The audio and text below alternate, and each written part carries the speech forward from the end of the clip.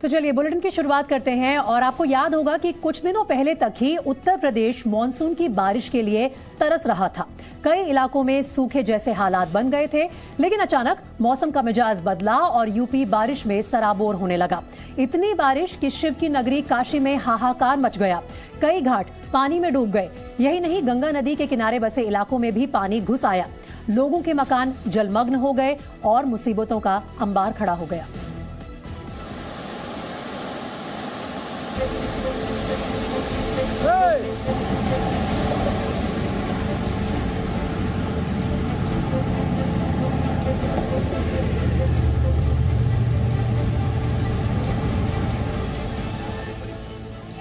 गंगा नदी उफान पर आई तो घाट डूब गए। नदी ने रौद्र रूप दिखाया और घरों में पानी भर गया। नदी खतरे के निशान से ऊपर पहुंची और सैलाब आ गया। वाराणसी में लगातार बारिश के बाद पिछले 7 दिन से कुछ यही हालात बने हुए हैं।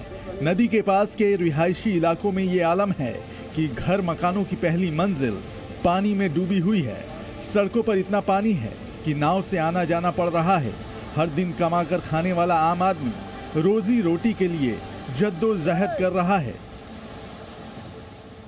वाराणसी का ये नगवा 80 इलाका है। नगवा 80 जहां एक बहुत बड़ी तादाद रहती है, रिहायशी इलाका है और वहां बहुत सारे रेस्टोरेंट भी हैं।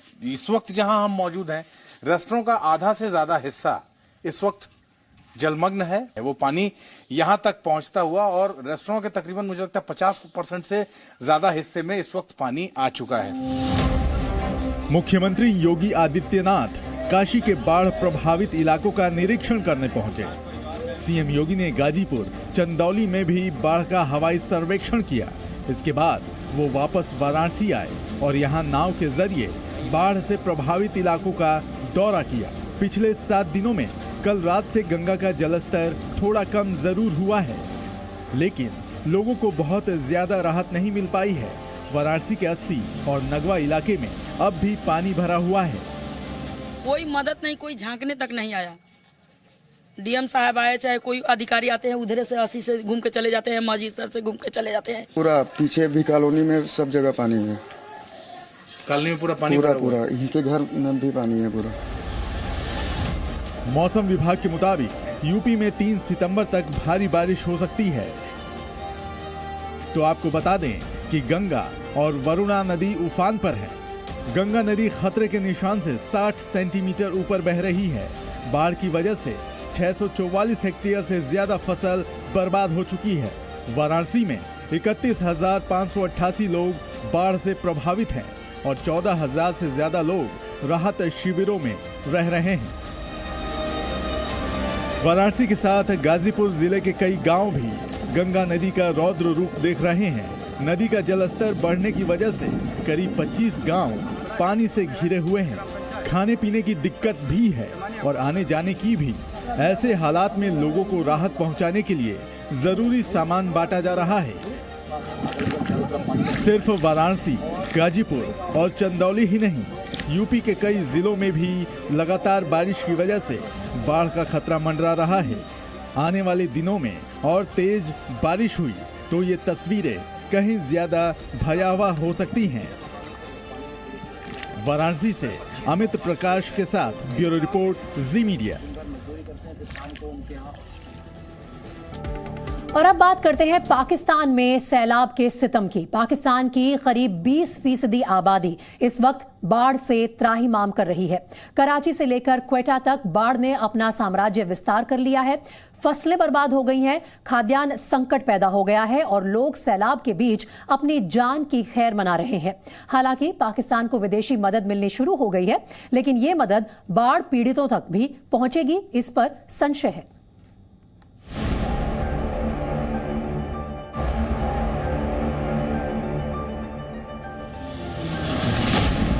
पाकिस्तान में बाढ़ से हाहाकार, सड़कों पर दरिया, डूबे घर मकान, सैलाब के आगे बेबस इंसान। ये पाकिस्तान के ताज़ा हालात की तस्वीरें हैं। यहाँ कुदरत का कुछ ऐसा कहर बरपा कि 1/3 पाकिस्तान का मानो नक्शा ही बदल गया। पाकिस्तान के बहरीन में तो जैसे सड़कों पर दरिया उतर आया। पानी का बहाव इतना तेज था कि सब कुछ बहा ले जाने पर आमादा है। पाकिस्तान के शिकारपुर में इस आपदा की सबसे भयावह तस्वीर दिखाई दे रही है। इन लोगों के लिए अब से 2 हफ्ते पहले तक की जिंदगी भी आसान नहीं थी, लेकिन बाढ़ ने इनके सर से छत भी छीन ली। वैसे तो ठिकाना ढह चुका है, लेकिन फिर भी जो कुछ बाढ़ में डूब गया उसे बचाने के लिए भी ये लोग मशक्कत कर रहे हैं। पाकिस्तान का सिंध प्रांत बाढ़ से बुरी तरह से प्रभावित है। यहाँ बाढ़ ने लोगों को हाशिए पर ला दिया। खाने की व्यवस्था तो हुकूमत के भरोसे है, लेकिन आपदा अपने साथ बीमारियों का खतरा भी ले आई। सिंध प्रांत के जैकबाबाद में राहत शिविरों में रह रहे लोग जिंदा रहने की उम्मीद भी खोते जा रहे हैं। इस स्कूल में आ तो गए हैं, लेकिन खाने पीने का कोई सहूलत नहीं है। इस स्कूल के आने से, खाने पीने से हमारे को जहर दो, मर जाएं वही अच्छा है। छोटे छोटे बच्चे यहाँ पे जलील हैं मच्छरों पे, और बहुत गंदगी है इधर। नहीं तो स्वीपर है स्कूल में, नहीं कुछ। इतना बेजार हो गए हैं अपने घरों में। उससे बेहतर था पानी में डूब के मर जाते, वही अच्छा था। पाकिस्तान में बाढ़ का किस कदर कहर है, आंकड़ों से इसका अंदाजा लगाया जा सकता है। लगातार बारिश और बाढ़ की वजह से अब तक 1100 से ज्यादा लोगों की मौत हो चुकी है।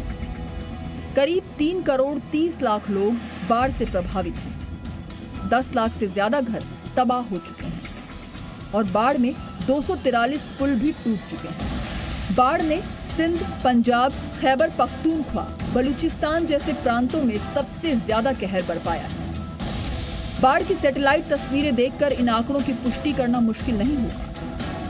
बाढ़ से पहले की सैटेलाइट तस्वीर देखिए और बाढ़ के बाद क्या हालात हैं वो देखिए। हरी भरी जमीन पर अब सिर्फ सैलाब का रंग दिखाई दे रहा है। घर और मकान पानी में जैसे लापता हो गए हैं और नदियों ने रास्ता बदल लिया है। हालात मानवीय संकट के हैं तो दुनिया के कई देश मदद का हाथ आगे बढ़ा रहे हैं, लेकिन सवाल यही है कि क्या पाकिस्तान की हुकूमत इस मदद का सही इस्तेमाल करेगी? कहीं बाढ़ पीड़ितों के लिए भेजी गई रकम हुक्मरान ही ना डकार जाए, कहीं इन पैसे का इस्तेमाल टेरर फंडिंग के लिए ना किया जाए। ब्यूरो रिपोर्ट, ज़ी मीडिया।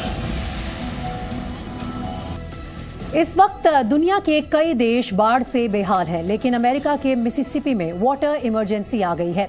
दरअसल वहां बाढ़ के बाद पीने के पानी की कमी हो गई है। हालात ये हैं कि रोजाना की जरूरतों को पूरा करने के लिए भी घरों में पानी नहीं है। इस रिपोर्ट में आपको दिखाएंगे बाढ़ से सुपर पावर कैसे बेदम हो गया है।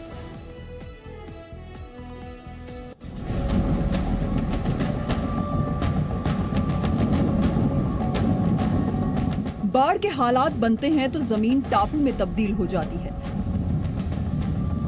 हर तरफ पानी ही पानी दिखाई देता है, लेकिन अमेरिका के मिसिसिपी में बाढ़ के बाद पानी की किल्लत हो गई। मिसिसिपी के जैक्सन शहर की आबादी के लिए इस वक्त पानी की एक एक बूंद सबसे ज्यादा कीमती है। जैक्सन में रहने वाले करीब 1,80,000 लोगों के सामने पानी इकट्ठा करने के अलावा कोई विकल्प नहीं, क्योंकि शहर में पीने का पानी नहीं और इमरजेंसी का ऐलान कर दिया गया है। हुआ यूं कि पिछले हफ्ते मिसिसिपी में भयंकर बाढ़ आई और फिर बाढ़ का पानी रिजर्वॉयर के पास बने वाटर ट्रीटमेंट प्लांट में चला गया, जिसके बाद जैक्सन शहर का ये प्लांट ठप होने के कगार पर पहुंच गया और अब लोगों तक पानी नहीं पहुंच पा रहा। ड्रोन से ली गई इन तस्वीरों को देखिए। जैक्सन शहर में गाड़ियों की कई किलोमीटर लंबी लाइन लगी है और वजह सिर्फ एक, पीने का पानी। ओबी कर्टिस ट्रीटमेंट प्लांट तब ठप हुआ जब सोमवार को बाढ़ का पानी इसके अंदर आ गया। प्लांट को 40% क्षमता पर चलाया गया। एक टेम्पररी पंप भी लगाई जानी थी ताकि क्षमता को बढ़ाया जा सके, लेकिन प्लांट में पानी का दबाव नहीं बढ़ पाया। और अब मिसिसिपी के गवर्नर ने लोगों से उनके घरों में आ रहा पानी न पीने की अपील की है, क्योंकि उसके खराब होने की आशंका है। जैक्सन शहर में स्कूल बंद कर दिए गए हैं, कारोबार ठप है। रेस्टोरेंट में काम करने वाले सैकड़ों लोगों को काम पर न आने को कहा गया है। जैक्सन के मेयर का कहना है कि वाटर ट्रीटमेंट प्लांट पिछले दिनों पर्ल नदी में आई बाढ़ की वजह से खराब हुआ है, लेकिन मिसिसिपी के गवर्नर ने इसे सालों की लापरवाही और खराब रखरखाव का नतीजा बताया। इस संकट से करीब 1 महीने पहले भी लोगों को पानी उबाल कर पीने का नोटिस दिया गया था, क्योंकि ट्रीटमेंट प्लांट में आने वाले पानी की गुणवत्ता खराब थी। जैक्सन शहर और मिसिसिपी के बाकी इलाकों में लोगों को पानी की बोतलें बांटी जा रही हैं और टैंकर से पानी पहुंचाया जा रहा है। न रसोई तक पानी ठीक से पहुंच रहा है और न बाथरूम तक। कुल मिलाकर इस वक्त मिसिसिपी में पानी की भारी किल्लत है। ब्यूरो रिपोर्ट, जी मीडिया। मुगले आजम फिल्म शायद आपने भी देखी होगी। सलीम और अनारकली की प्रेम कहानी पर बनी यह फिल्म सुपर हिट रही थी, लेकिन अब ऐसी ही एक फिल्म जंगल में शूट की जा रही है। रील नहीं बल्कि रियल, और उससे भी ज्यादा खास बात यह है कि इसके किरदार इंसान नहीं बल्कि जानवर है। देखिए जंगल में एक हाथी की प्रेम कहानी।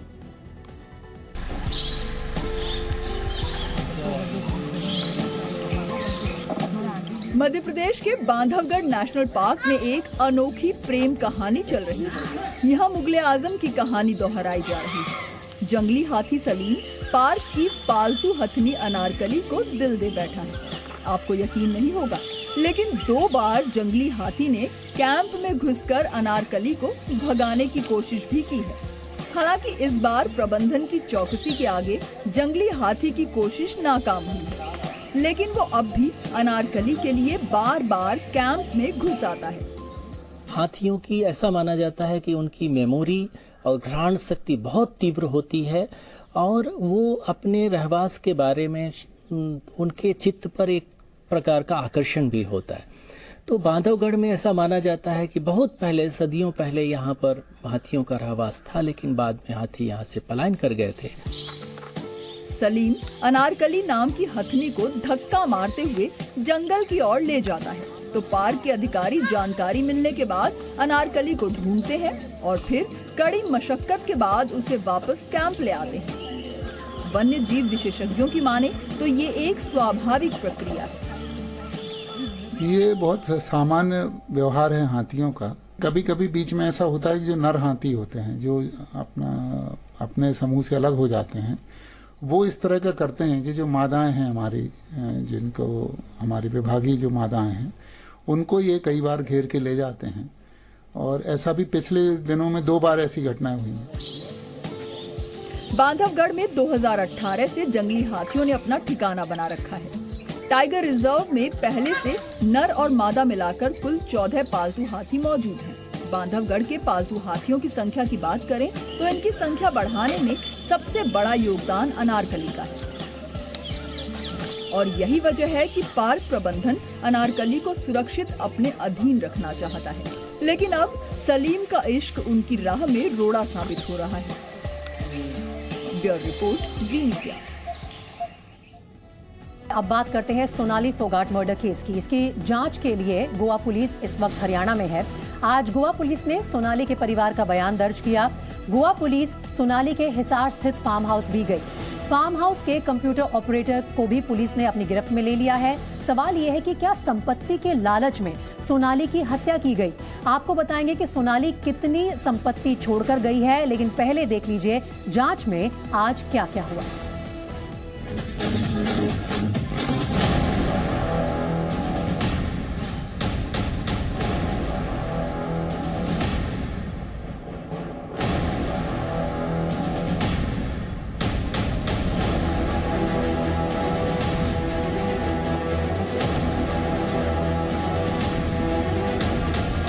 Goa to Hisar Sonali murder case की जांच।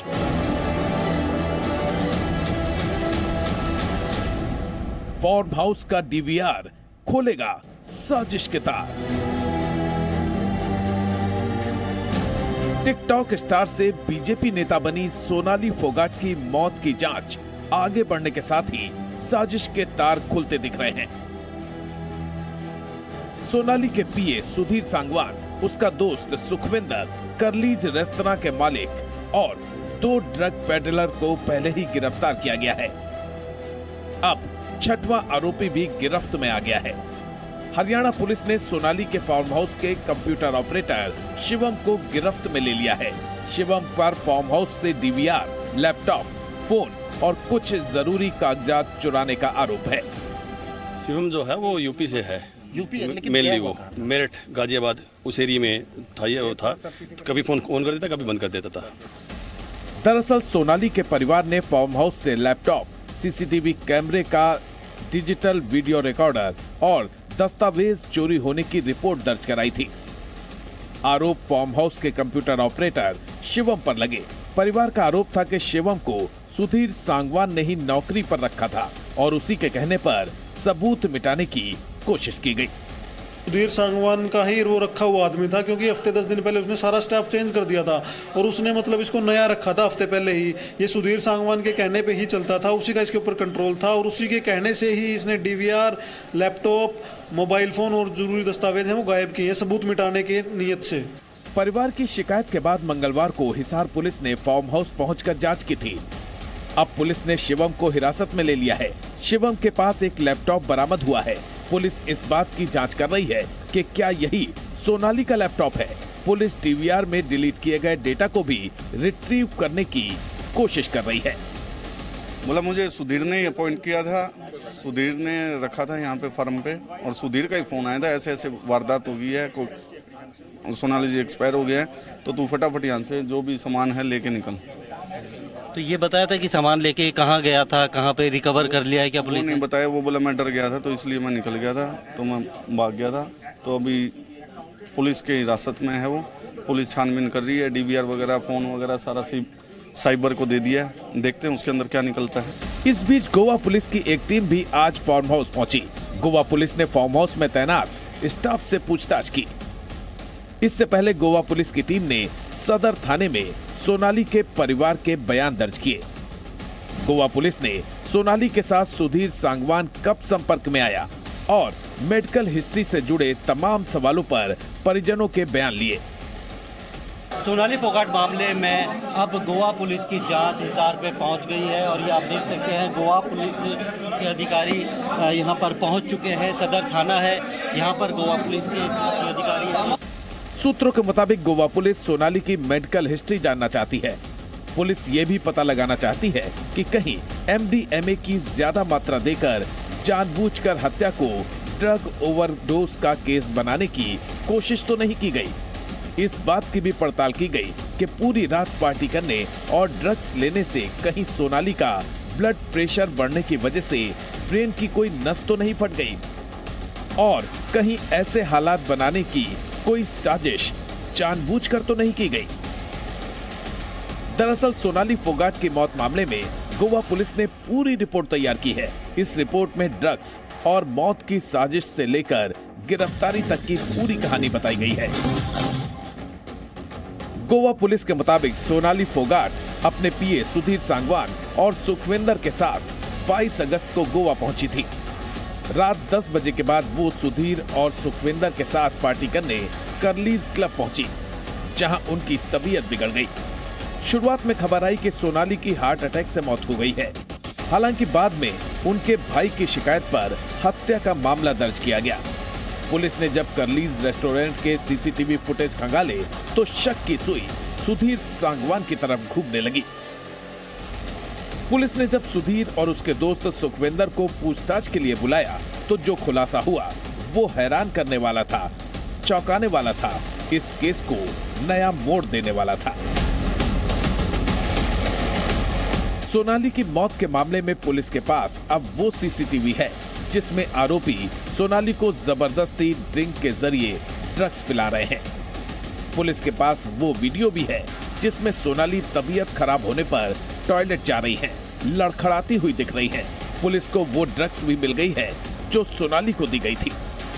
सोनाली को ड्रग देने वाले सुधीर सांगवान और सुखविंदर सिंह पुलिस की गिरफ्त में हैं। सोनाली के फार्म हाउस से गायब किया गया डीवीआर और लैपटॉप भी पुलिस के कब्जे में है। फार्म हाउस का कंप्यूटर ऑपरेटर भी गिरफ्त में आ चुका है।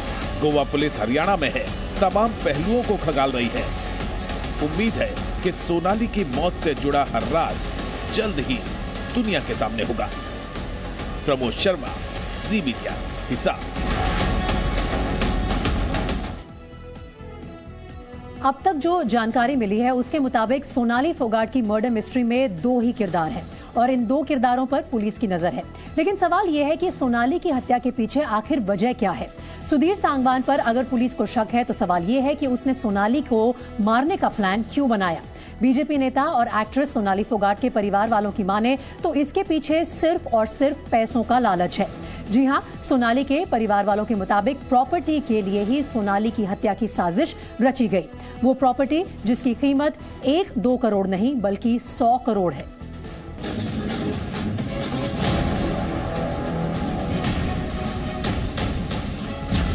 $100 करोड़ की प्रॉपर्टी के लिए हुआ सोनाली का कत्ल। आलीशान बंगला,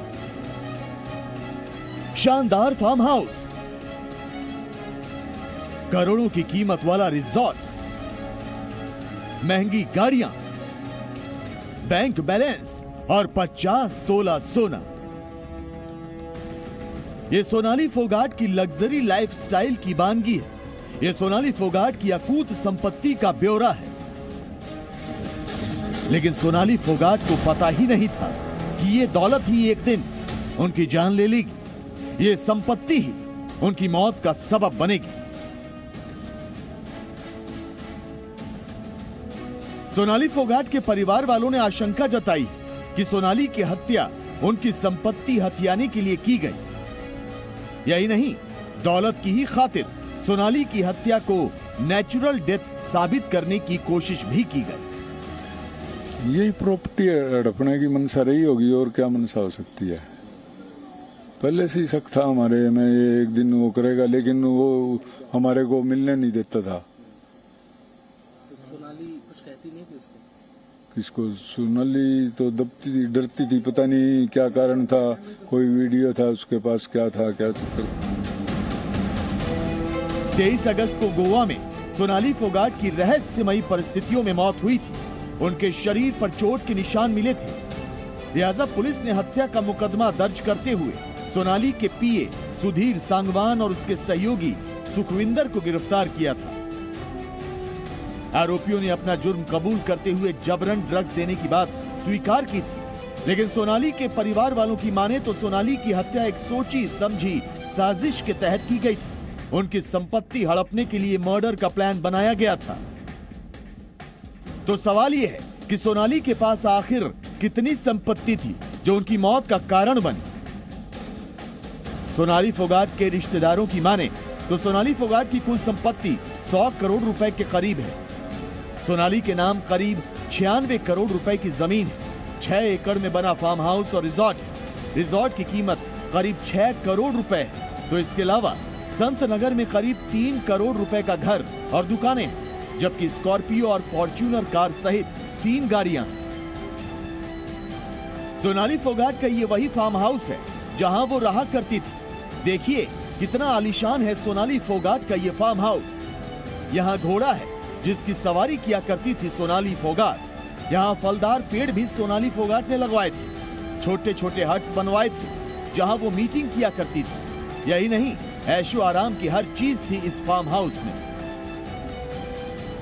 क्या सोनाली फोगाट के फार्म हाउस में दफन है सोनाली की मौत के राज? क्या इसी को जानने के लिए गोवा पुलिस सोनाली फोगाट के हिसार के इसी फार्म हाउस पे आई है। 6.5 एकड़ में फैला ये आलीशान फार्म हाउस आप देख सकते हैं, जहां पे काफ़ी वक्त सोनाली फोगाट गुजारा करती थी। ये जो बिल्डिंग है, इसी जगह पे सोनाली फोगाट रहा करती थी। इस पूरे फार्म हाउस की अगर हम बात करें तो आप देख सकते हैं अलग अलग तरीके के जो फलदार पेड़ हैं वो यहाँ पे लगाए हुए थे, और इस जगह पे अलग अलग हट्स जो है सोनाली फोगाट ने यहाँ पे बनाई हुई थी। सोनाली की कमाई का जरिया एक्टिंग और खेती था। सोनाली फोगाट एक फिल्म के लिए 20 से 25 लाख रुपए चार्ज करती थी। वहीं बिग बॉस में हर एक एपिसोड से उन्हें 80,000 रुपए मिल रहे थे।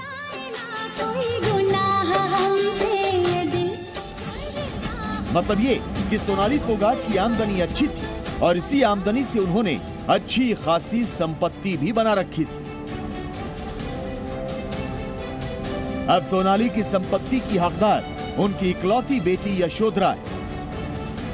लेकिन सोनाली के परिवार वालों का आरोप है कि उनकी तमाम प्रॉपर्टीज की देखरेख उनका पीए सुधीर सांगवान ही करता था और बहुत मुमकिन है कि पैसों के लिए उसने उनकी प्रॉपर्टी और बैंक बैलेंस के साथ छेड़छाड़ की। 2022 से सुधीर सांगवान साथ आए थे, सोनाली और सुधीर सांगवान। तो उन्होंने 1 जून 2022 से यहाँ ये फ्लैट किराए पे लिया था और फ्लैट जो किराए पे लिया था वो सुधीर सांगवान ने अपने नाम से लिया था, लेकिन सोनाली भी यहाँ पे आती थी। ज़्यादातर सुधीर सांगवान ही यहाँ पे रहता था। सोनाली फोगाट की हत्या में परिवार वालों और पुलिस को सबसे ज्यादा शक सुधीर सांगवान पर है। तो सवाल ये है कि क्या सुधीर सांगवान सोनाली के पैसों पर ही ऐश कर रहा था? क्या सुधीर सांगवान की नजर सोनाली के बैंक बैलेंस और प्रॉपर्टीज पर थी? आपको बताते हैं कि सुधीर पर शक की वजह आखिर है क्या। सोनाली फोगाट के पति की मौत के बाद लोकसभा चुनाव के दौरान सुधीर सांगवान की पहली बार सोनाली से मुलाकात हुई। 2019 के हरियाणा विधानसभा चुनाव में सोनाली ने आदमपुर सीट से चुनाव लड़ा था। इस दौरान सुधीर हर वक्त सोनाली के साथ नजर आया। चुनाव में गाड़ियों की व्यवस्था से लेकर कैंपेन और सभी चीजों का इंतजाम सुधीर ही किया करता था। सुधीर के संपर्क में आने के बाद से ही सोनाली की परिवार से दूरियां बढ़ने लगी थी। सोनाली के ज्यादातर फोन सुधीर ही उठाता था और कई बार तो परिवार के लोगों को सोनाली से बात नहीं करने देता था। सोनाली का एटीएम कार्ड भी सुधीर ही रखता था। सोनाली और सुधीर के रिश्ते का अंदाजा इस बात से लगाया जा सकता है कि सोनाली के घर के नौकर से लेकर ड्राइवर तक सब सुधीर के पसंद के थे। सोनाली की कार में ड्राइवर के साथ वो खुद भी रहता था। तो शायद यही वजह कि सोनाली से मिलने के बाद सुधीर अपने माता पिता, पत्नी और बच्चों से अलग हो गया और ऐश की जिंदगी जीने लगा। सुधीर सांगवान फिलहाल कटघरे में और सोनाली के परिवार वाले सीबीआई जांच की मांग कर रहे हैं। वो चाहते हैं कि इस मर्डर मिस्ट्री से जल्द पर्दा उठे और सुधीर सांगवान का सच सबके सामने आए। हिसार से प्रमोद शर्मा के साथ ब्यूरो रिपोर्ट, जी मीडिया। और इस मर्डर मिस्ट्री से जुड़ी इस वक्त एक बड़ी खबर आ रही है गोवा से। सूत्रों के हवाले से यह खबर है कि सोनाली फोगाट के शरीर पर कुल 46 चोटों के निशान भी मिले हैं। सूत्रों के हवाले से ये बड़ी अपडेट, सोनाली फोगाट की मौत से जुड़ी ये बड़ी खबर है कि 46 चोटों के निशान सोनाली के शरीर पर पाए गए हैं। गोवा में इस वक्त जांच चल रही है इस पूरे मामले की और साथ ही हरियाणा में भी चल रही है। एक टीम गोवा पुलिस की हरियाणा में भी मौजूद है। सूत्रों के हवाले से जो अपडेट मिली है उसके मुताबिक सोनाली के शरीर पर 46 चोटों के निशान मिले। आप देख रहे हैं एजेंडा इंडिया का और बुलेटिन में अब एक ऐसी खबर जिसने भारत की चिंता बढ़ा दी है। दरअसल अमेरिका ने चिनूक हेलीकॉप्टर्स की उड़ान पर रोक लगा दी है। इंजन में आग लगने के खतरे को देखते हुए ये फैसला लिया गया है। अमेरिका के इस फैसले के बाद अब भारत ने भी चिनूक बनाने वाली कंपनी बोइंग से जवाब मांग लिया है।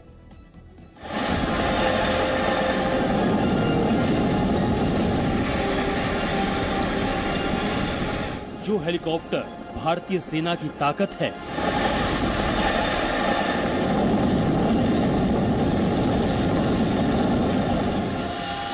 जिस हेलीकॉप्टर ने रेस्क्यू ऑपरेशन और सैन्य मिशन में बेहतरीन काम किया है,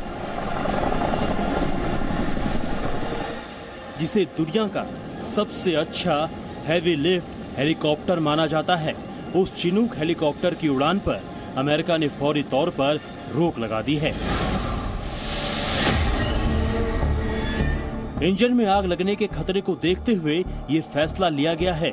अमेरिकी सेना के पास करीब 400 चिनूक हेलीकॉप्टर हैं जो फिलहाल जमीन पर ही रहेंगे।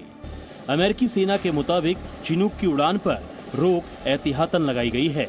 अमेरिकी सेना की प्रवक्ता सिंथिया ओ स्मिथ ने कहा है, कुछ चिनूक हेलीकॉप्टर्स के इंजन में आग लगने की वजह का पता चल गया है।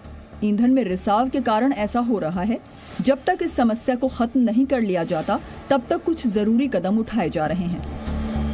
सवाल ये है कि चिनूक की उड़ान पर ब्रेक का भारत पर क्या असर पड़ेगा, क्योंकि सेना के पास 15 चिनूक हेलीकॉप्टर हैं। सभी चिनूक मोर्चे पर तैनात हैं और हाल के दिनों में काफी उपयोगी साबित हुए हैं।